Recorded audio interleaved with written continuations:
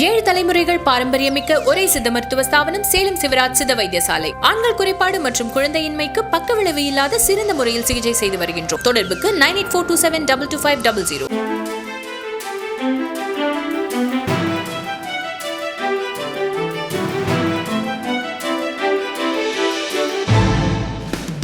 ஒரே ஒரு 5 லிட்டர் இதய மந்த்ரா கடல் எண்ணெய் பேக் ஒரு மாசம் முழுசுக்கும் அத்தனை சமையல் முடிச்சு விடலாம். இதய மந்த்ரா. அறுவை சிகிச்சையில் குணம் இது ஆயுட்கால நிவாரணம். டாக்டர் ஸ்ரீவர்மாஸ். நேர்களே வணக்கம், இது சாணக்கியா. மீண்டும் நம்மோடு நமது ஆசிரியர் எழுந்திருக்கிறார். கேட்பதுக்கு நிறைய இருக்கிறது, வரன்னு கேட்கலாம். வணக்கம். சமீபத்தில் ஒரு சர்வே வந்தது சார். நம்ம சர்வே வர இருக்கிறது. முன்னதாகவும் நம்ம சர்வே ரிலீஸ் பண்ணியிருந்தோம். நடுவில் இன்னொரு சர்வே வந்தது. இப்போ எலெக்ஷன் சீசன், ஸோ இன்னொரு சர்வே வந்திருக்கு. இந்த சர்வேயில் வந்திருக்கக்கூடிய நம்பர்ஸ் வந்து பரவலாக விவாதத்திற்கு உள்ளாகி இருக்கிறது. ஏன் அப்படின்னா, நம்ம சர்வேக்கு அப்புறம் வந்த சர்வே, அதுக்கப்புறம் இந்த சர்வேன்னு 3வது சர்வேவா திமுக ஆட்சி அதன் மீதான ஆன்டி இன்கம்பன்சி இன் ரியல் மீன்ஸில் அதிகமாகவே இருக்கோ அப்படின்னு இந்த பெனல்டிமெட் இயர்னு சொல்லக்கூடிய இந்த எலெக்ஷன் இயரில் அந்த எல்லா அரசியல் கட்சிகளுக்கும் வாய்ப்பு ஆஸ் வெல் அஸ் ஆளும் கட்சிக்கு ஒரு பயத்தை அச்சத்தை ஏற்படுத்தக்கூடிய நம்பர்ஸாக ஒரு நம்பராக வந்திருக்கு. இந்த சர்வே பற்றி உங்கள் பார்வை? நம்ம ஏற்கனவே ஒரு சர்வே பண்ணியிருந்தோம். நீங்கள் சொன்னது போல் நம்ம முதல்ல இந்த தமிழ்நாட்டில் இந்த சீசனில் ஃபஸ்ட்டு நம்ம பண்ணோம். இப்போ உடனடியாக ஒரு அனாலிசிஸ் பண்ண போகிறோம். நம்ம வந்து ட்ராக் ரெக்கார்ட்ஸ் வச்சு பிறகு நம்ம வந்து எவ்ரி 3 மந்த்ஸ்க்கு வந்து ஒரு சர்வே பண்ணலாங்கிற பிளானில் இருக்கும். அதுக்கு பிறகு நீங்கள் சொன்ன போல் திரு ஜேவிசி ஸ்ரீராம் உள்ள அவங்க குழுவில் வந்து ஒரு சர்வே பண்ணாங்க. இப்போ வந்து இந்த லயோலா கல்லூரியோட முன்னாள் மாணவர்கள் அப்படிங்கிற ஒரு பெரிய குழுவில் பண்ணியிருக்காங்க. இந்த 3லேயுமே காமனாக இருக்கக்கூடிய பாயிண்ட் என்னங்கிற பார்க்குறோம். நம்ம வந்து ஒரு அரௌண்ட் 3000 கிட்ட நம்ம பண்ணியிருந்தோம். நேரடியாக நம்ம போய் 1,00,000க்கு மேலே ஒரு பெரிய நம்பர் சொல்லி திரு ஜேவிசி சொன்னாங்க. இவங்க கிட்டத்தட்ட 90,000 பேர் சொன்னாங்க. இவங்க 2 பேருடைய மெத்தடாலஜி நமக்கு தெரியாது. அது நமக்கு அது எப்படி பண்ணாங்கன்னு பார்க்கல. ஆனால் இந்த 3லேயுமே காமனாக இருக்கக்கூடிய பாயிண்ட் என்ன அப்படின்னா, அந்த ட்ரெண்டு நமக்கு வந்து ரிசல்ட் என்னவா வருங்கிறது 2026 மே மாதம் தான் தெரியும். ஆனால் காற்று எந்த பக்கம் வீசுதுங்கிறது நம்ம வந்து இப்போ பிடிச்சிட முடியுது. நம்ம வந்து அது எவ்வளோ வேகத்தில் போகுது, அதுக்கப்புறம் அவங்க எப்படி மாறி சுதாரிக்கிறாங்கன்னு. வட மாவட்டங்களில் ஒரு இந்நாள் சட்டமன்ற உறுப்பினர் ஒருத்தர் வந்து அவர் தோப்பாருன்னு நாங்கள் தந்தி டிவியில் இருக்கும்போது நாங்கள் வந்து ஒரு சர்வேல தொகுதி வாரியாக நாங்கள் பண்ணியிருந்த போது அவர் தோப்பாருன்னு போட்டிருந்தோம். 2016 ஆமாம், எஸ் 2026 2016 எஸ். ஸோ 2016 வந்து ஒரு சட்டமன்ற தேர்தலில் தோக்க போகிறாருன்னு அந்த ஒரு பர்டிகுலர் தொகுதி போட்டிருந்தோம். ஆனால் அவர் ஜெயிச்சிட்டார். அவர் சொன்னது என்ன அப்படின்னா, நீங்கள் தோப்போன்னு சொன்னதுனால தான் நாங்கள் ஜெயித்தோம் அப்படின்னா. என்னங்க அப்படின்னா, அதுக்கப்புறம் தான் நான் சுதாரித்து வேலை பார்த்தேன், இல்லாட்டி கட்டாயம் தோற்றுருப்பேன். நீங்கள் வந்து தோப்பீங்கன்னு சொன்னீங்க, நான் வந்து ஏன் இப்படி சொல்லிட்டார், அவரே ஏன் சொன்னார்னு சொல்லிட்டு நான் கடற்கரை போய்விட்டு 2வது வேலை பார்த்தேன். செகண்ட் ரவுண்ட் எல்லாரும் போய் பார்த்தேன், வச்சேன், பண்ணேன். நான் கோர்ஸ் கரெக்ஷன் பண்ணேன். அதனால தான் வந்து ஒரு 5000 ஓட்டில் தான் ஜெயிக்க முடிஞ்சதுன்னு சொல்லிட்டு சொன்னார். அப்போ வந்து அதை நான் மிஸ் பண்ணி அலட்சியமாக வந்து நம்மளை யார் தோக்கடிக்க போகிறா, நம்ம ஸ்ட்ராங்கான அலைன்ஸ் இருக்குது அப்படின்னு சொல்லிட்டு நம்ம நினச்சிருந்தாருன்னா நாங்கள் வந்து தோற்றுருப்போம். பட் நீங்கள் சொன்னது எனக்கு ஒரு அலர்ட்டாக இருந்துச்சு அப்படிங்கிறது அதுதான் இதில் புரிஞ்சிக்க வேண்டியது. இந்த காற்று எந்த பக்கம் வீசுது அப்படிங்கிற பொறுத்து 2 கூட்டணி கட்சிகள் ப்ளஸ் விஜய், திரு சீமான், அவங்க அத்தனை பேருமே இப்போ என்ன நம்ம கோர்ஸ் கரெக்ஷன் செய்யணும்னு நினச்சாங்கன்னா அவர்களுக்கான வெற்றி வாய்ப்பு அதிகமாக இருக்கும். இப்போ திசை வந்து ரொம்ப தெளிவாக திமுகவுக்கு எதிராக இருக்குது. அதை வீழ்த்தக்கூடிய இடத்துல அதிமுக கூட்டணி இன்னும் வலுவடையலை. அதுக்கு வந்து ஒரு போட்டி. அதாவது என்ன பார்க்கணுன்னா, அதிமுக பாஜக மட்டும்தான் இன்னைக்கு தேதிக்கு அதிகாரப்பூர்வமான என்டிஏவாக இருக்கிறாங்க. இதற்கு முன்னாடி இருந்த என்டிஏ அப்படின்னு ஒன்று இருக்குது. அதிமுக அல்லாத 2019க்கான 2024க்கான ஒரு என்டிஏ வந்து இருக்குது. அதில் நம்ம பார்த்தோம், அம்மா மக்கள் முன்னேற்ற கழகத்துலேருந்து ஜி.கே. வாசன்லேருந்து எல்லாருமே வந்து பார்த்தோம். ஸோ இவங்களும் இன்னும் அஃபீஷியலாக இன்னும் வந்து ஜெல் ஆகலை, மெர்ஜ் ஆகலை. அப்போ ஏடிஎம்கேயும் பிஜேபி தான் சேர்ந்துருக்குன்னு சொல்லும் போதே இந்த ட்ரெண்ட் இருக்கும்போது எல்லோரும் சேர்ந்து இணைஞ்சு பண்ணாங்கன்னா என்ன மாதிரி வரும் அப்படிங்கிறத நம்ம பார்க்க வேண்டிய விஷயம். அப்போ வந்து வெறும் அதிமுக பாஜகவுமே திமுகவோட கூட்டணியை சவால் விடக்கூடிய இடத்துல வந்திருக்குது. இப்போ ஏன் திமுக கூட்டணி கட்சியெல்லாம் வெளிப்படையாக பேச ஆரம்பிச்சிட்டாங்கிறது இதில் புரிஞ்சுக்கலாம். அந்த சீட்டு இன்னைக்கு வந்து ஈரோட்டில் நடக்கக்கூடிய மதிமுகவுடைய பொதுக்குழுவில் நாங்கள் அதிகமான சீட்டு கேட்டு வாங்கி போட்டியிடக்கூடிய இடத்துல இருக்கிறோம் அப்படின்னு சொல்கிறாங்க. விடுதலை சிறுத்தைகள் சொல்லிடுச்சு, மார்க்சிஸ்ட் கம்யூனிஸ்ட் சொல்லிடுச்சு, எல்லாருமே சொல்கிறான்னு பார்க்குறோம். அப்போ இது ஏன் ஓப்பன் அப் ஆகுதுன்னு பார்த்தோம்னா, திமுக தயவில் நமக்கு சீட் இருந்ததுங்கிறது போய் நம்ம தயவில் திமுக இருக்குதோ அப்படிங்கிற ஒரு எண்ணம்.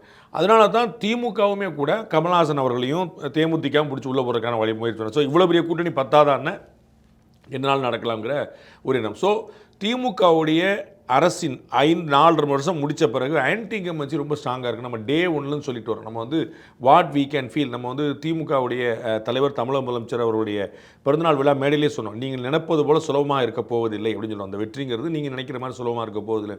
அதைத்தான் வந்து எல்லாமே முன்னாடி வந்து அவர்கள் வெற்றியை யாரும் தடுக்க முடியாதா இருந்துச்சு 2024.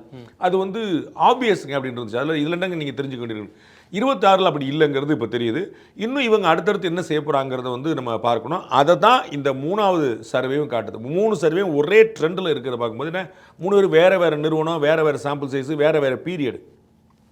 அப்போது ஒரு 2 மாதத்துக்குள்ளே வெளியான இந்த சர்வேல வந்து கம்ப்ளீட்டாக ஒரே மாதிரியான ரிசல்ட்ஸ் வருது. அப்படிங்கும்போது அதுபோக லைலா கல்லூரியோட முன்னாள் மாணவர்கள் வந்து திரு ஜேவிசி ஸ்ரீராமுடைய ஐடியாலஜியோட பொருந்தி போயிருப்பாங்க நம்ம சொல்ல முடியாது. அப்படி இருக்கும்போது அவர்கள்ட்டையும் கிட்டத்தட்ட அதுதான் வந்திருக்குது, இவர்கள்ட்டே அதான் வந்து நிற்கிது அப்படின்னு சொல்லி பார்க்கும்போது நமக்கு வந்து இந்த ட்ரெண்ட் வந்து தெளிவாக தெரியுது. திமுகவுக்கு வெற்றி சுலபம் அல்ல. திமுகவை சேலஞ்ச் பண்ணக்கூடிய இடத்துக்கு அதிமுக பாஜக கூட்டணி வந்துருச்சுன்னு புரிஞ்சுக்கலாம். இந்த சேலஞ்ச் பண்ணும்போது அப்படின்ற நம்பர் வார்த்தைக்கு ஏற்ப ஒரு நம்பரும் இருக்குது சார் அவர்களுடைய சர்வேலேயே. திமுக காங்கிரஸ் விசிகா கூட்டணின்னு அவங்க அஸ்யூமிங் பண்ணி அவங்க சொல்லக்கூடியதுக்கு எவ்வளோ வெற்றி வாய்ப்புன்னு ஒரு கேள்வி கேட்டிருக்காங்க. அதுக்கு 33% அப்படின்னு நம்பர் இருக்குது. அதிமுக பாமக அப்படின்னு அவங்களும் அதுவும் அசம்ஷன். ஏன்னா பாமக இன்னும் அஃபிஷியலாக அனௌன்ஸ் பண்ணலை, எங்கே இருக்காங்கன்னு தெரியல. அப்படி இருக்க அவங்களுக்கு வந்து 28%. அந்த டிஃப்ரென்ஸ் அப்படின்றது 5%. அன்செட்டில்டு என்டிஏக்கும் பியூராக செட்டில்டாக 7 வருஷம் 8 வருஷமாக ஒன்றா இருக்கக்கூடிய திமுக கூட்டணிக்கும் இருக்குது. அப்படின்றப்போ இன்னும் 2-3 கட்சிகள் வருது, சில விஷயங்கள் நடக்கிறது அப்படின்னா அது இந்த கேப்ன்றது இன்னும் குறையுமோ? ஆமாம், இது வந்து 5ங்கிறது வந்து நான் ரொம்ப குறைஞ்சிருக்கும். அது வந்து ஒரு 1.5லேருந்து 3க்குள்ளே தான் இருக்கும்னு நான் நினைக்கிறேன். ரியல் டைமில் இன்றைக்கி நீங்கள் போய் பார்த்தீங்கன்னா இது வந்து ஒரு ஒப்பீனியனாக அவங்க சொல்லியிருக்கிறாங்க. நம்ம வந்து யார் வெற்றி பெறுவார் அப்படிங்கிற பற்றினா அவங்களுடைய ஒரு பார்வையாக சொல்லியிருக்காங்க. இந்த மாதிரி வரக்கூடிய வாய்ப்பு இருக்குன்னு. இது பாமக யார் பக்கம்னா பாமக கட்டாயம் ஏடிஎம்கே பக்கம் தான். ஒரு பாமகவா 2 பாமகவா தான் நம்ம பார்க்க வேண்டியிருக்குது. அவர்கள் ஏதாவது பிளவை நோக்கி போகிறாங்களா இல்லைன்னு பார்க்கணும். பாமக வந்து கட்டாயமாக டாக்டர் அன்புமணி ராமதாஸ் தலைமையில் அது அதிமுக பாஜகவோட கூட்டணியில் தான் இருக்கிறதுக்கான வாய்ப்புகள் அதிகமாக இருக்குது. இந்த 5% அப்படிங்கிறது ரியல் டைமில் 3லேருந்து 1.5க்குள்ளே தான் இருக்கக்கூடிய வாய்ப்பு இருக்குது. அப்படி தான் வந்து இதற்கு முன்னாடி இந்த ரிசல்ட்கள் வந்ததுங்கிற பார்க்குறோம். அதிமுக பாஜக கூட்டணி இதுவரைக்கும் பெறாத ஒரு எண்ணிக்கையை வந்து பெறுவதற்கான வாய்ப்புகள் அதிகம் இருக்குது. அவங்க வந்து ஒரு நல்ல ஒரு மாதம் நம்ம வந்து பார்த்தா 99 சீட்டு வந்து வாங்கி 2016 திமுக வந்து ஒரு வரலாறு காணாத எதிர்க்கட்சியாக இருந்தது. அந்த நம்பரை இப்போயே இவங்க தொட்டுட்டாங்கன்னு நான் நினைக்கிறேன். இன்றைக்கே வந்து அந்த நம்பரை அவங்க தொட்டாங்க. ஸோ அங்கே நிற்க போகிறாங்களா? அலையன்ஸ். ஆமாம், ஏடிஎம்கே பிஜேபி அலையன்ஸ் தான் நான் சொல்லுவேன். அது அந்த நம்பரை தொட்டாங்க. அது அங்கே நிற்க போகிறாங்களா மேலே ஏற போகிறாங்களாங்கிறது நம்ம வந்து கடந்த முறையை விட 25 சீட் இப்போவே அதிகம். அதாவது 2020 நோ டவுட். நம்ம அதனால தான் இந்த நெருக்கமான போட்டிங்கிற அந்த பிம்பமே வந்திருக்கு. நமக்கு வந்து ஏன் பெரிய சவால் ஆயிடுச்சு, இப்போ ஈக்குவல் ஆயிடுச்சுன்னா லாஸ்ட் டைம் பார்த்தீங்கன்னா ஒரு 2006 ஜெயலலிதா அவர்கள் பெற்றதை விட அதிகமான வாக்குகள் தான் 2016 வந்து 2021 திரு எடப்பாடி பழனிசாமி வாங்கியிருந்தார். 75 சீட் வந்து வாங்கியிருக்காரு. அது வந்து 2006 ஜெயலலிதா வாங்கினது கூட 66 சீட்டை வாங்கியிருந்தாங்க. கிட்டத்தட்ட 10 சீட் கூட வாங்கியிருக்காரு. ஆனால் அவர் வந்து இன்னைக்கு இருக்கக்கூடிய ஆன்டி இன்கம்பன்சி அவர் ரொம்ப ஃபேவர் பண்ணுது. பிஜேபி அலையன்ஸ் வளர்ந்த பிஜேபி அலையன்ஸ் அவங்க வந்து பழைய பிஜேபியில் வளர்ந்த பிஜேபி அலையன்ஸ் வந்து இன்னும் அடிஷனலாக ஃபேவர் பண்ணுது. இப்போ இந்த அலையன்ஸ்லாம் உள்ள சேர்ந்து வரும்போது ஆட்டோமேட்டிக்காக இருக்கும். ஏற்கனவே சொன்னப்போ இந்த ஆன்டி இன்கம்பன்சி ஸ்ட்ராங்காக நிற்கும். ஸோ இந்த 5% வந்து 1.5 to 3க்குள்ளே வந்து நிற்கும். சீட்டாக கன்வெர்ட் ஆகும்போது ஆல்ரெடி தே ஆர் நியரிங் 100 அப்படின்னு நினைக்கிற சீட்டாக. அது மேலே போதா கீழே போதாங்கிற நான் முதல் கேள்விக்கு பதில் சொன்னது போல் அவருடைய செயல்பாடை பொறுத்தது. இதில் வந்து தனித்தனி கட்சியாக வந்து அவர்கள் வந்து யாருக்கு வாக்கு அப்படின்னு லிஸ்ட் அவுட் பண்ணியிருக்காங்க. அதில் திமுகக்கு 17.7%, அதிமுகக்கு 17.3% அப்படின்னு நெருங்கி வந்து இருக்கிறது. இதில் பிஜேபியுடைய நம்பர் 5% அவங்க குறிப்பிட்டிருக்காங்க. இந்த 5ன்றத பிஜேபி குறைஞ்சிச்சா, 11 வாங்கின பிஜேபி 5 ஆயிருச்சு அப்படின்றது ஒரு தனி பாயிண்டாக இருக்குது. இதில் பிஜேபி ஏடிஎம்கேக்கு ஒரு பெரிய வேல்யூ ஆடட் அடிஷனாக உள்ள இருக்குன்ற கேள்வியும் இருக்குல்ல. No doubt. நம்ம வந்து 2 விதமாக பிரித்து பார்ப்போம். ஒன்று, அதிமுகவுக்கு பாஜக ஒரு பெரும் வாய்ப்பாக இருக்குதா அப்படின்னா இருக்குது. இல்லாட்டி திரு எடப்பாடி பழனிசாமி சேர்த்துருக்க மாட்டார். திரு எடப்பாடி பழனிசாமி எவ்வளோ உடும்புப்பிடியாக இருக்கிறவர் நம்ம கண்கூடாக பார்த்தோம். திரு வேலுமணியில் ஆரம்பித்து கீழே வரைக்கும் பலர் வந்து ரொம்ப வெளிப்படையாக வந்து 2024 பாஜக கூட்டணி வேணும்னு சொன்னபோது வேண்டாம்னு தனிப்பட்ட முடிவெடுத்தவர் அவர். அதோடைய பெரும் விளைவு அவர் சந்தித்தார். கிட்டத்தட்ட 15 எம்பி இன்றைக்கி வந்து அந்த கூட்டணிக்கு இருந்திருக்கணும். அது வந்து ஒரு எம்பி கூட இல்லாமல் போனது. அது வந்து அவருடைய முடிவு தான் அதுக்கு வந்து முக்கியமான காரணம். அப்போ வந்து நம்ம பார்த்துருக்குறோம். அது வந்து Sasikala matter, TTV matter, OPS matter, BJP matter உட்பட எல்லாத்துமே முன்வைத்த காலை பின்வைக்காமல் இருந்தார். ஒரே ஒரு முறை தான் அவர் பின் வச்சிருக்கிறாரு. ஒரு எலெக்ஷனுக்குள்ளே 2024 மாட்டேன்னு சொன்னார். 25 சரின்ட்டார். வித்தின் இயர் வந்து அலைன்ஸ் வச்சுட்டாரு. அந்த மே டு இந்த மேக்குள்ளே 1 இயருக்குள்ளே வந்து அவர் வந்து முடிவை மாற்றி பிஜேபி சேர்த்தார். ஏன் சேர்த்தாருன்னு அவருக்கு ரொம்ப தெளிவாக தெரியும். அப்போ வந்து இது வந்து அழுத்தம் கொடுத்த போது சேர்க்கலை. பாடம் கிடைத்தபோது சேர்த்துக்கிட்டார். இதான் பார்க்கணும். அவங்க வந்து சேர்த்துருவோம் சொன்னப்போ இல்லைங்க நம்ம ஜெயிச்சிடலாங்கன்னு நம்பினார்.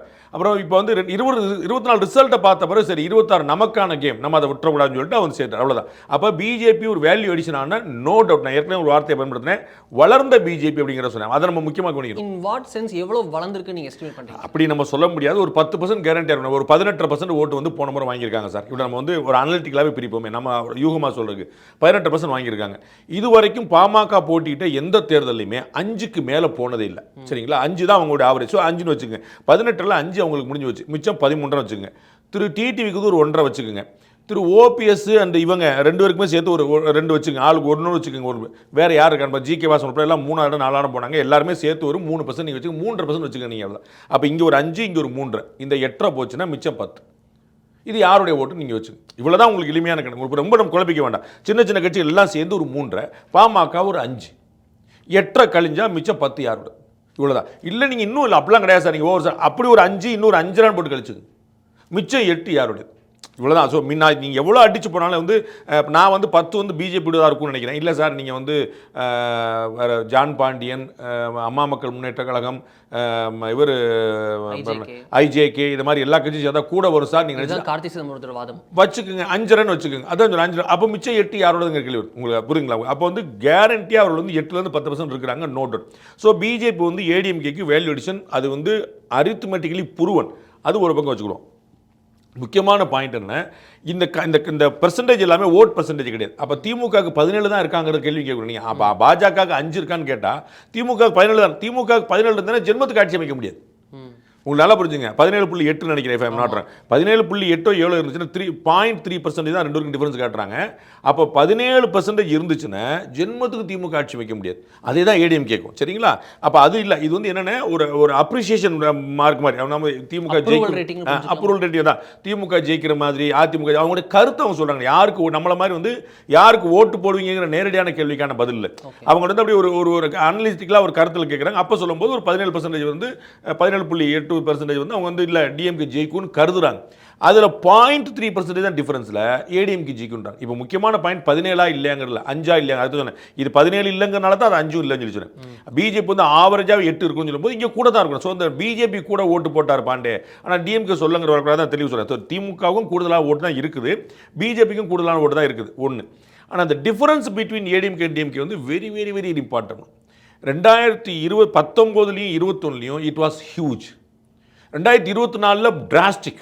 2024 அதிமுக திமுகக்கான வித்தியாசம் வந்து அதல பாதாளம் பயங்கரமாக போச்சு. இது வரைக்கும் வரலாறுக்கான இவ்வளோ வித்தியாசம். எப்பயுமே பார்த்தீங்கன்னா அது எம்ஜிஆர் பீரியடு, ஜெயலலிதா பீரியடு, அந்த பக்கம் கருணாநிதி, இந்த பக்கம் ஸ்டாலின், அப்படி வச்சிருந்த பீரியடில் கூட 5% மேலே இருக்காது. ஒரு பேச்சுக்கு இவங்க தனியாக 30 வச்சுருப்பாங்க, அவங்க 25 வச்சுருப்பாங்க. இது மாதிரி தான் இருக்கும். 5 யார் ஜெயிக்கிறாங்களுக்கு அந்த மூடை பொறுத்து அந்த மாதிரி ஏதாவது ராஜீவ்காந்தி மரணம் இந்த மாதிரி ஏதாவது பெரிய விஷயங்கள் ஏதாவது நடந்தா, இல்லாட்டி ஜெயலலிதா மேல அந்த ஊழல் வழக்கு மாதிரி ஏதாவது ஒன்று நடந்துச்சுன்னா ஒரு மாறி இருக்குமே தவிர மற்ற எல்லாமே பார்த்தீங்கன்னா அந்த difference between ADMK and DMK வந்து 5% மேலே இருக்காது. ஆனால் 24 ஹியூஜாக இருந்துச்சு. ஏன்னா அதிமுக தன்னுடைய அதிமுகன்ற ஸ்டாண்டர்ட்ல இல்லாம அதிமுகன்னு இருக்கு. அதிமுக மட்டுமா தான் இருந்துச்சு. அதையும் பார்க்கணும். அது முக்கியமான விஷயம். ஏன்னா நீங்க வந்து நம்ம பலமுறை சொன்ன 14 தனியாக தானே இருந்தாங்க. அவங்க 2014 தனியாக இருந்தாங்க. 2014 ஜெயலலிதா இருந்தாங்க. அதை மறந்துட கூடாது. 2014 இதே பிஜேபி ஃபேக்டர் தான். அன்னைக்கு பொன்னார் அவர்கள் தலைமையில் இதே பிஜேபி அலையன்ஸ் இதே 18% வாங்கிச்சு. அதை நம்ம மறந்துடும். ஸோ அந்த பிஜேபி வந்து ஏன் முக்கியங்கிறதுக்கு 2014 ஒரு உதாரணம், 2024 உதாரணம். ஜெயலலிதாவை நீங்கள் கட்டாயம் கம்பேர் பண்ண மாட்டார், அண்ணன் எடப்பாடியாரே கம்பேர் பண்ண மாட்டார். ஜெயலலிதாவும் நான் ஒன்று தான் சொல்லி சொல்ல மாட்டார் பொதுச்செயலாளர் இருந்தாலும். அதனால அந்த டிஃபரன்ஸ் வந்து ரொம்ப முக்கியமானது. அது செப்பரேட் கேஸ். ஸோ 2014 அவங்க வந்து மோடியா லேடியான்னு சேலஞ்ச் பண்ணாங்க. அது வந்து ஒரு பெரிய ஒரு ஸ்கோப்பை கொடுத்துச்சு. திரு எடப்பாடியார் வந்து ஒரு பிரைம் மினிஸ்டர் கேண்டிடேட்டாக யாரும் பார்க்க மாட்டாங்க. அவர் திரும்ப ஆட்சிக்கு வரதுக்கான முயற்சி பண்ணுவாங்க. அதுதான் இப்போ நம்ம 2026 பார்க்குறோம். ஸோ 2024 அப்படிப்பட்ட ஸ்லோகன் அவங்களுக்கு இல்லை. 14 அந்த அம்மாவுக்கு வேண்டிய அப்படி ஸ்லோகன் இருந்துச்சு, அவங்க யூஸ் பண்ணாங்க. ஆனால் மோடியா லேடியா அப்படிங்கும்போது பப்ளிக் கன்வின்ஸ் ஆனாங்க. அது இந்த இப்படி ஒரு வாய்ப்பு இருக்குது. இப்போ அம்மா வந்து ஏன்னா அதுக்கு முன்னாடி நம்ம பூரா பார்த்த போகிறோம் தொங்கு பாராளுமன்றமாக பார்த்துட்டு ரொம்ப காலத்துக்கு மன்மோகன் சிங் கவர்மெண்ட் மட்டும் தான் இருந்துச்சு. அதுவுமே மைனாரிட்டி கவர்மெண்ட் இருந்துச்சு. அலையன்ஸில் சேர்த்து அவங்களுக்கு 272 நம்பர். காங்கிரஸ் 2014 வாங்கலை, 2009 வாங்கலை, 2014 வாங்கல, 19 வாங்கல. ரைட்டுங்களா? அப்போ வந்து 272 நம்பர் காங்கிரஸ் தனியாக தொடாத போது அப்படி தான் என்ன. அப்புறம் மோடி வந்தார் அந்த பக்கம் ரோடு. ஸோ இந்த difference between ADMK and DMK அது ரொம்ப ஹியூஜ். இதுதான் நம்ம பாடம். நம்ம வந்து முதல் நாள் நம்ம வந்து தமிழக முதலமைச்சருடைய பாராட்டு விழாவில் வந்து சொல்லிட்டே வர விஷயம், நீங்கள் நினைப்பது போல சுலபமாக இருக்க போவதில்லைங்கிறது தான். அந்த அதிமுக வந்து திமுகவை மேட்ச் பண்ணிருச்சு. அதுதான் ரொம்ப முக்கியம். அவங்க வந்து இணையாக வந்துட்டாங்க.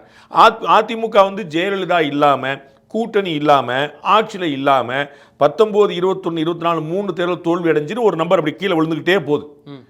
டிஎம்கேவோட அந்த 5 வருஷம் ஆட்சி இந்த 4 வருஷத்தில் ஆன்டி இன்கம்பன்சி அதை மேட்ச் பண்ணிருச்சு.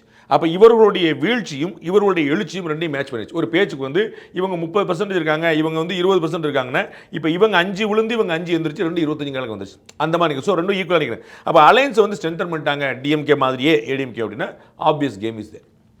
இதில் வந்து சிஎம்கான அப்ரூவல் ரேட்டிங் அதுவும் வந்து ஒரு முக்கியமான ஃபேக்டராக இருக்கிறது. ஏன்னா இது நாள் வரையும் நம்ம பார்த்துருக்கோம், ஸ்டாலின் அவர்களுக்கு தொடர்ந்து வந்து திமுகவை தாண்டிய ஆதரவு எல்லா கட்சிகளுக்கும் இருப்பது போல இருக்கிறது. இன்னும் குறிப்பாக சொன்னால் திரு ஸ்டாலின் அவர்களுக்கு அவங்க கட்சியிலேயே கொஞ்சம் அழகிரி அவர்களாகட்டும் கருணாநிதி அவர்களாகட்டும் அவர்களை தாண்டின இது இருப்பதாக பலர் வந்து ரேட் பண்ணுறாங்க.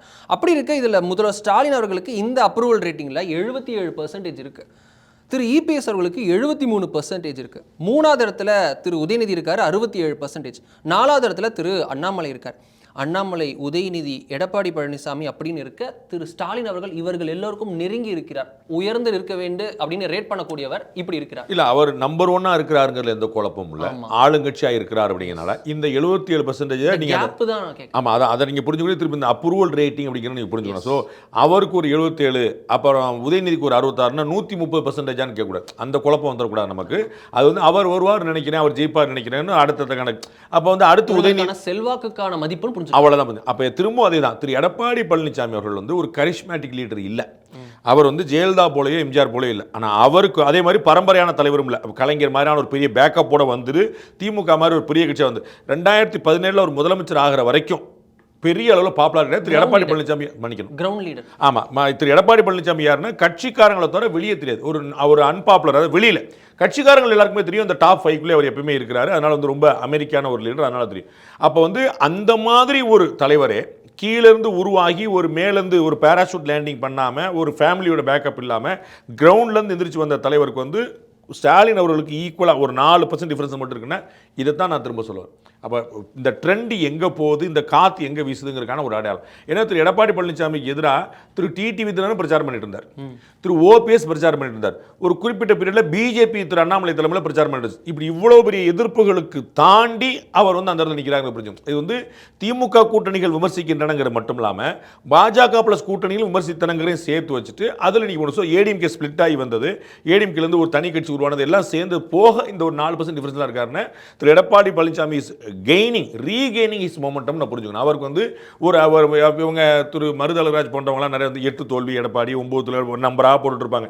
அது இல்லைங்கிற நம்ம பலமுறை அவருடைய தோல்வி ஒன்றே ஒன்று தான் 2024 பாராளுமன்ற தேர்தல் தான். அதற்கு முன்னாடி உள்ள தோல்வியாக நம்ம கணக்கில் சேர்க்க முடியாது. அதற்கு நம்ம 100 முறை சொல்லியிருக்கோம். அந்த ஒரு தேர்தல் தான் அவருடைய தோல்விங்கிற கணக்கு வச்சுட்டு. ஆனால் இன்னைக்கு வந்து அதுவுமே இல்லாமல் திருப்பி ரீகெயின் ஆகிட்டு வந்திருக்கிறாருங்கிறது புருவன் நம்பராக பார்க்கலாம். இதில் இன்னொரு டீகோடிங் பண்ண வேண்டிய விஷயம் என்ன அப்படின்னா, ஸ்டாலின் அவர்களுக்கு 77, இபிஎஸ் அவர்களுக்கு 73, உதயநிதி அவர்களுக்கு அதே ஸ்டாலின் அவர்களுடைய 77லேருந்தே ஒரு 10 குறைஞ்சு ஒரு 67 அந்த பேஸுக்குள்ளேயே வரதை புரிஞ்சுக்க முடியுது. திரு அண்ணாமலை அவர்களுக்கு 64%. இது எப்படி நம்ம புரிஞ்சுக்கிறது? அண்ணாமலை அவர்களுடைய வேல்யூ அடிஷன்றது இந்த கூட்டணி ஆப்வியஸாக எப்பயுமே இருக்கும்லங்க. அது வந்து அண்ணாமலை அவர்கள் நம்ம வந்து நம்முடைய ஆப்ரேஷன் சிந்தூர் நிகழ்ச்சியாக இருக்கட்டும், மதுரையில் அமித்ஷா கலந்து கொண்ட நிகழ்ச்சியாக இருக்கட்டும், இன்றைக்கி நம்ம பேசிட்டு போது நடக்கக்கூடிய முருகன் மாநாடு நிகழ்ச்சியாக இருக்கட்டும், எல்லா இடத்துலையுமே அவருக்கான செல்வாக்கு எல்லாரும் தெரியும். ஏன்னா அவருக்கு வந்து இந்த இளைஞர்களுடைய பல்ஸ் தெரிஞ்சிருக்கு. அந்த ரவுண்டு கட்டி அடிக்கிறது, இல்லை கீழே இறங்கி அடிக்கிறது. ஒருக்க வந்து திரு கார்த்தி சிதம்பரம் ஒருக்க சொன்னார், என்னை மாநில தலைவராக போட்டால் என்ன ஆகும் அப்படின்னு. அவர் கட்சியில் மாநில திராவிடியன் பாலிடிக்ஸ் நான் அப்படியே பண்ணுவேன், திராவிட அரசியல் என்றதோ அதை நான் காங்கிரஸில் பண்ணுவேன். அப்போ இதுதான் ட்ரெண்டாக இருக்குன்னா அது அவங்களுக்கான அதை முள்ளை முள்ளால் எடுப்பது அவங்களுடைய ட்ரெண்ட்லேயே போய் அவங்க சொல்லுது. அதை தான் திரு அண்ணாமலை அவர்கள் ரொம்ப சரியாக செஞ்சார். உங்களுக்கு புரியுங்களா? அண்ணாமலை அவர்கள் திராவிடியன் பாலிடிக்ஸையே இந்த கடுமையாக விமர்சிக்கிறது, இறங்கி அடிக்கிறது, பிலோ த பெல்ட் கிக் பண்ணுறது, என்னன்னாலும் இறங்கி ஒரு கொஞ்சம் கூட அஞ்சாமல் எதுவாக இருந்தாலும் நேரடி நிற்கிறது, இது எல்லாமே அவர் செஞ்சுட்டு வந்துச்சோம். பப்ளிக் மீட்டிங்கில், ப்ரெஸ் மீட்டில், கட்சிக்கு உள்ள கட்சிக்கு வெளியில் எல்லா இடத்துலையும் அவருடைய அதிரடிங்கிறது ஸ்டாண்டர்டாக இருந்தது. யூத் வேறு ஆப்வியஸாக உள்ள இன்றைக்கி இருக்கக்கூடிய அரசியல் தலைவர்கள்லேயே விஜயை விட வயசில் சின்னவர், எல்லா தலைவரும் ஒரு சின்னவர். அண்ட் ஒரு பெரிய பின்புலம் இருந்து ஒரு ஐபிஎஸ் ஆஃபீஸராக இருந்து கிரவுண்டில் இருந்து பப்ளிக்கை பார்த்துட்டு வந்தார். இது எல்லாமே ஆட்டோமேட்டிக்காக தமிழுக்கு வந்து ஒரு ரீஜெனரேட்டிங்காக இருந்துச்சு, ரொம்ப ஃப்ரெஷ்ஷாக இருந்துச்சு. அப்போ அது பிஜேபியும் சேர்ந்து வரும்போது மேலே வந்து மோடி அரசு அவங்க வந்து ஆல் பாசிட்டிவ் உங்களுக்கு புரியல. மோடி அரசு வந்து ஒரு மன்மோகன் சிங் அரசு மாதிரி இருந்துச்சுன்னா இவர் பண்ணியிருக்க முடியாது. உங்களுக்கு இவர் வந்து ப்ரொஜெக்ட் பண்ணது பூரா அண்ணாமலை ப்ரொஜெக்ட் பண்ணது பூரா மோடினால தான் அரசியலுக்கு வந்தேங்கிறதே சொல்றார். பல முறை சொன்னால் மோடியை பார்த்து அது இந்த மனுஷன் இவ்வளவு ரிஸ்க் எடுக்கிறாரு, அப்போ நம்ம ரிஸ்க் எடுக்கல என்ன தப்பு அப்படின்னு சொல்லிட்டு தான் நான் வந்தேன்.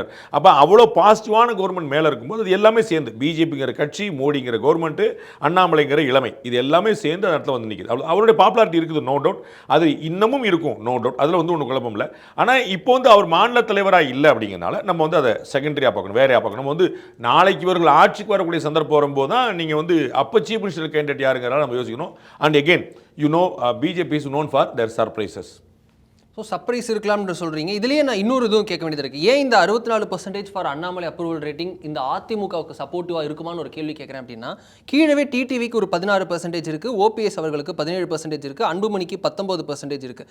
இது எல்லாமே வந்து அவர்களுடைய கூட்டணிக்கு வேல்யூ அடிஷன் பிளே. அப்படி பார்க்கக்கூடாது, அதுக்காக தான் இப்படி பார்க்கக்கூடாதுங்கிறக்காக தான் நான் முதலே சொன்னேன். அப்படின்னா திரு ஸ்டாலின் அவர்களுக்கு வந்து 77, திரு உதயநிதிக்கு வந்து 67, அப்படின்னு எவ்வளோ அப்படின்னு கேள்வி வந்துடும். பெர்சன்டேஜா இல்லாட்டியும் ஒரு வேல்யூ. அது இது வந்து ஒரே ஆள் தான் பதில் சொல்றாரு. நல்லா புரிஞ்சுக்கணும். நம்ம வந்து இந்த யூனிவர்சிட்டிஸில் நடக்கிற மாதிரியான ஓட்டிங் பேட்டர்ன் அது வந்து இவருக்கு சொன்னவங்க 60 பேர், இவருக்கு சொன்னவங்க 70 பேர், இவருக்கு சொன்னவங்க அப்போ மொத்தமாக அவ்வளோ பேர் கிடையாது. அந்த மொத்தம் 100 பேரில் 70% பேர் இவர் தேர்ந்தெடுக்கிறாங்க, 100 பேரில் 60% பேர் அவர் தேர்ந்தெடுக்கிறாங்க. அப்படி அப்போ வந்து நீங்கள் ஏடிஎம்கே கூட்டில் இருக்கிறவங்கள பூரா நீங்கள் ஆட் பண்ணிகிட்டே போனீங்கன்னா திமுக கூட்டில் இருக்கிறவங்களே நீங்கள் ஆட் பண்ண வேண்டியிருக்கும். அப்போனா நம்பர் வந்து உங்களுக்கு ரொம்ப கன்ஃபியூசிங்காக இருக்கும். அதில் என்னென்ன திரு ஸ்டாலினுக்கு அடுத்த தலைவராக திரு உதயநிதியை திமுகவினர் ஏற்றுக்கொண்டார்கள் அப்படின்னு புரிஞ்சுக்கணும். திரு அண்ணாமலை இன்னும் பாப்புலர் லீடராக இருக்கிறார் அப்படின்னு இவ்வளோதான் அந்த டேக்அவே. அப்போ வந்து ஓபிஎஸ்க்கு 17% இருக்குதா, டிடிவிக்கு வந்து 19% இருக்குதா, அண்ணாமலைக்கு 60% இருக்கு. இப்படி நீங்கள் ஆட் பண்ணுற மொத்தம் 150 போய் நிற்கும். உங்களுக்கு நீங்கள் பெர்சன்டேஜ்ங்கிறதே 100 கீழே தானே, பெர்சன்டேஜ் 100 கீழே. அப்போ நீங்கள் வந்து உதயநிதியும் ஸ்டாலின் சேர்த்தாலே 100க்கு மேலே போயிருதே. அப்போ இப்படி அப்போ என்னென்ன 100 பேர்கிட்ட கேட்டோம், 100 பேரில் 70 பேர் வந்து ஸ்டாலின் சூப்பர்ன்றாங்க, அந்த 100 பேர்லேயே 60 பேர் உதயநிதி சூப்பர்ன்றாங்க, அந்த 100 பேர்லேயே அண்ணாமலை சூப்பர்னு 60 பேர் சொல்கிறாங்க. உங்களுக்கு புரியுங்களா? ஸோ அவ்வளோதான் உங்களுக்கு கணக்கே தவிர நீங்கள் ஆட் பண்ணிகிட்டே போயிடக்கூடாது. இதில் ஓகே, இதில் வந்து விஜய் அவருடைய ஃபேக்டர் அதையும் டீகோட் பண்ணியிருக்காங்க. அதில் பார்க்குறோன்னா அவங்களுக்கு அந்த அப்ரூவல் ரேட்டிங்லேயே 60% அந்த சிஎம் அவர்களுக்கு இணையாக 17% கேப்பில் வந்து நிற்கிறாரு. அதை தான் இன்னும் உதயநிதிக்கு இணையாக அண்ணாமலைக்கு இணையான்னு சொன்னால் சரியா? ஆமாம், உதயநிதி ஏன்னா அங்கே வந்து 10% கம்மியாக இருக்குது. ஆனால் இதுதான் இந்த ஈக்குவல் ரேஷியோ இருக்குது. நீங்கள் பார்த்தீங்க விஜய், நீங்கள் அதை பார்க்கலாம். நீங்கள் விஜய்க்கு எவ்வளோ இருக்குது, அண்ணாமலை எவ்வளோ இருக்குது, உதயநிதிக்கு எவ்வளோ இருக்குன்னு ஆல்மோஸ்ட் ஈக்குவலாக இருக்குன்னு புரிஞ்சுக்கலாம். ஆமாம், 60% ஃபார் விஜய் இருக்குது, 64% ஃபார் அண்ணாமலை இருக்குது, 67% உதயநிதிக்கு. ஸோ 3 பேருமே அந்த ஸ்கேலில் இருக்காங்க, லீகில் அந்த இடத்துல வந்து நிற்குது. இதில் விஜய் அவர்களுக்கு வந்து அதிக புதிய வாக்காளர்களை ஈர்க்கவும் அந்த இளைஞர்கள் மத்தியில் அதிக ஈர்ப்பு பெற்ற தலைவராகவும் யார் அப்படின்ற கேள்விக்கு நம்பர் 1 பிளேஸில் ரேங்கிங்கில் விஜய் கொடுத்துருக்காங்க. நம்பர் 2ல் திரு அண்ணாமலை, 3வது இடத்துல சீமான், 4வது இடத்துல உதயநிதி. இந்த இதை நாளை எப்படி நீங்கள் பார்க்குறீங்க? வெரி பர்ஃபெக்ட் அப்படின்னு நினைக்கிறேன். அதில் வந்து நம்ம என்கவுண்டர் பண்ணுறக்கோ சேலஞ்ச் பண்ணுறக்கோ வந்து கம்ப்ளீட்டாக என்டார்ஸ் தான் பண்ணலாம். இன்றைக்கி இளைஞர்கள் நம்ம ஏற்கனவே பல முறை சொல்லியிருக்கோம். இது இந்த கருத்து கணிப்பில் நீங்கள் நிறைய முறை பார்த்தீங்கன்னா இளைஞருடைய வாக்கு எங்கே இருக்குன்னா 3 பேர்த்து தான் இருக்குன்னு சொல்லியிருக்கோம். ஒன்று அண்ணாமலை தலைமையிலான பாஜக, இன்னொன்று சீமான், இன்னொன்று வந்து தாவேக. அந்த 3 பேர்த்து இளைஞர்கள் ஏடிஎம் கிட்டேயும் கிடையாது, டிஎம் கிட்டேயும் கிடையாது. அது யார்ட்டையும் கிடையாது. கொஞ்சம் மிச்சம் இல்லை சார், வேறையா கொஞ்சம் யோசிங்களேன்னு சொன்னால் விடுதலை சிறுத்தைகள்ட்ட இருக்குது. நீங்கள் புரியல? அப்படி வேறு எங்கேயுமே பாமக எல்லாமே வந்து இளைஞர்கள் இருந்தாங்க. ஒரு 4 பேர் சொல்லலாம். அது மாதிரி ஆண்டுகள் மாதிரி இந்த பெரும் க்ரௌடு, இந்த மாப் அப்படிங்கிறது இளைஞர்கள் வந்து திரண்டு நிற்கிற 40 வயசு கீழே நிற்கிறதுங்கிறது விஜய்ட்டையும் சீமான்ட்டையும் பாஜகட்டையும் இங்கே 3 இடத்துல வந்து இருக்குன்னு பார்க்குறோம். அதனால் அந்த கணிப்பை வந்து நம்ம வந்து சரியாக தான் எடுத்துக்கிறோம். அது வந்து குழப்பம் இல்லை. இளைஞர்கள் இந்த 3 கட்சிகளை நம்பி தான், தாவேகா, நாம் தமிழர், பாஜக, இந்த 3 கட்சி. ஏன்னா ஏற்கனவே பார்த்து தான் பாருங்கள், நம்முடைய கருத்து கணிப்பு உட்பட பல இடங்களில் நம்ம வந்து நாம் தமிழர் 8% வாங்கியிருக்குது. நம்ம கருத்துக்களை பல இடங்களில் சொன்னோம். தாவேகா வந்து ஒரு 6 முதல் 10 வரைக்கும் வாங்கலாம் அப்படின்னு 8 வச்சுக்கோங்க. இப்போ தான் உங்களுக்கு நான் திரும்பி சொன்னேன், பாஜக வந்து ஒரு 8 வாங்கியிருக்கலாம் அப்படின்னு சொல்லிட்டு. இந்த அவங்க பாஜக ஓட்டு மட்டும் பிரித்தாலே அப்போ இந்த 24% ஓட்டே எங்கேருந்து வந்தது? 24% ஆட்சி அமைக்கிற ஓட்டு. புரியுங்களா? இவங்களுக்கு ஒரு 25 இருந்தால் வேற ஒருத்தர் சேர்த்தா ஒரு 35 ஓட்டு ஆட்சி அமைச்சிடலாம். அப்போ இந்த 24% ஓட்டு எங்கேருந்து வருது? இந்த அதிமுகட்டது திமுகட்டது வந்தது தான். இந்த 2 கட்சிகளும் வேண்டாம் சொல்றவங்களுக்கான இந்த அப்ரூவல் தான் இந்த 3 வெற்றியுமே இருக்குது. அப்போ இளைஞர்கள் அதிகம் விரும்பக்கூடிய கட்சியாக பாஜகவும் நாம் தமிழரும் தாவேகாவும் இருக்குங்கிறது நோ சர்ப்ரைஸ். இந்த டிஃப்ரென்ஸ் அண்ட் இந்த வே ஆஃப் ட்ரெண்ட் இது எப்படி போகணும்னு நினைக்கிறீங்க சார்? இது வந்து திமுகவுக்கு ஒரு பெரிய சவாலை ஏற்படுத்தும், அதிமுகவுக்கு ஒரு பெரிய நம்பிக்கை ஏற்படுத்தும். அதிமுகட்ட போகலாமா வேண்டாமான்னு ஊசலாட்டத்தில் இருக்கக்கூடிய கட்சிகளுக்கு இன்னும் உறுதிப்பாட தரும். நமக்கு வந்து இங்கே போகலாமா அங்கேயும் கூப்பிட்றாங்களேன்னு தேமுதிக போன்ற கட்சிகள், பாமகவில் வந்து இரண்டாக பிளவுபட்ட கட்சிகள், அவங்க எல்லாருமே சேர்ந்து நம்ம வந்து யுனானிமஸாக ஒரு டிசிஷன் எடுக்கணும். அதிமுக பக்கம் காற்று வீசுது, நம்ம அங்கே போனோம்னா நமக்கு ஒரு வெற்றி வாய்ப்பு உறுதிப்படுத்திக்கலாம் அப்படிங்கிற ஒரு எண்ணத்தை ஏற்படுத்தும்.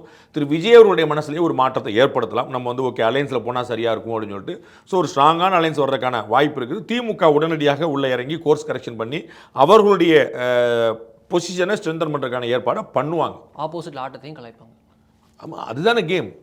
தன் வழி எறிந்து மாற்றான் வழி எறிந்துன்று அவனுடைய என்னுடைய பலம் தெரியும், எதிராளுடைய பலம் தெரியணும். அது திமுக வந்து இந்த ராஜேந்திரத்தில் ரொம்ப மாஸ்டர். அவங்க அது வந்து ஜெயலலிதா ஒரு கட்டத்தில் எக்ஸல் பண்ணாங்க. அது கலைஞரை விட பெரிய சேலஞ்ச் பண்ணி 2016 அவங்க நின்று காட்டினாங்க. 2011 தொடர்ந்து 2016 அதுதான் பெரிய 2011 2014 2016ன்னு 3 முக்கிய தேர்தலில் வந்து அதிரி புதிரான்னு விட்டாங்க. ஸ்வீப் அது வந்து எம்ஜிஆருக்கு பிறகு யாரும் காணாத ஒன்று. அப்போ அவ்வளோ பெரிய விஷயத்தை வந்து கலைஞர் இருக்கும்போது அப்போ நான் என்னால் பண்ண முடியுங்கிற காட்டினாங்க. அப்போ திமுக வந்து இப்போ இல்லைங்க ராஜேந்திரம்னா நாங்கள் தான், கலைஞருடைய வாரிசு நாங்கள் தான் அப்படின்னு சொல்லிட்டு அவர் 2019 இவர் காட்டிட்டு வர்றார். 2019 2021 2024 காட்டார். அப்போ 2026லையும் காட்டணும் அப்படிங்கிற 2026 காட்டினார்னா கலைஞர் செய்யாத சாதனையை அதிமுக மட்டுமே செய்திருந்த சாதனை திரு ஸ்டாலின் செய்வார். மீண்டும் 2வது முறையாக ஆட்சி அப்படிங்கிறது திமுக வரலாற்றில் அண்ணாவுக்கு பிறகு வந்து 67 அண்ணாவுடைய மறைவுக்கு பிறகு உடனடியாக வந்துச்சு கலைஞர். அதற்கு பிறகு 2வது முறை அவங்க வரவே இல்லை. அதை வந்து இவர் ஈக்குவல் பண்ண முடியாது, அந்த முயற்சியில் போவாங்க. ஸோ அப்போ வந்து ஏடிஎம்கே கூட்டணியை கலைக்கணுங்கிறதும் திமுக கூட்டணியை பலப்படுத்தணுங்கிறதும் முயற்சி பண்ணும். அதே தான் ஏடிஎம்கேக்கும். திரு எடப்பாடி பழனிசாமி நல்லா உலகம் தெரிஞ்சவர், கீழே கிரவுண்ட் பாலிடிக்ஸ் பார்த்தவர், ஒன்றிய செயலாளர்னு வந்தவர். அவருக்கு அத்தனையுமே தெரியும், கீழே மேலே மக்களுடைய பல்ஸ் பூரா ரொம்ப ஸ்ட்ராங்காக தெரியும். அதனால் அவரும் கட்டாயம் இதே முயற்சி எடுப்பார். திரு விஜயை உள்ளெழுத்து போகிறதுலேருந்து, தேமுதிக உள்ளெழுத்து போகிறதுலேருந்து, இங்கே இருக்கக்கூடிய அலையன்ஸில் வந்து பழைய என்டிஏ புதிய என்டிஏன்னு ஒரு அமைக்கபல்லாக சொல்யூஷன் வரலேருந்து திமுக கூட்டணியை முறிக்கிறதுலேருந்து எல்லாத்தையும் செய்ய தான் செய்வார். ரொம்ப நன்றி சார். நன்றி.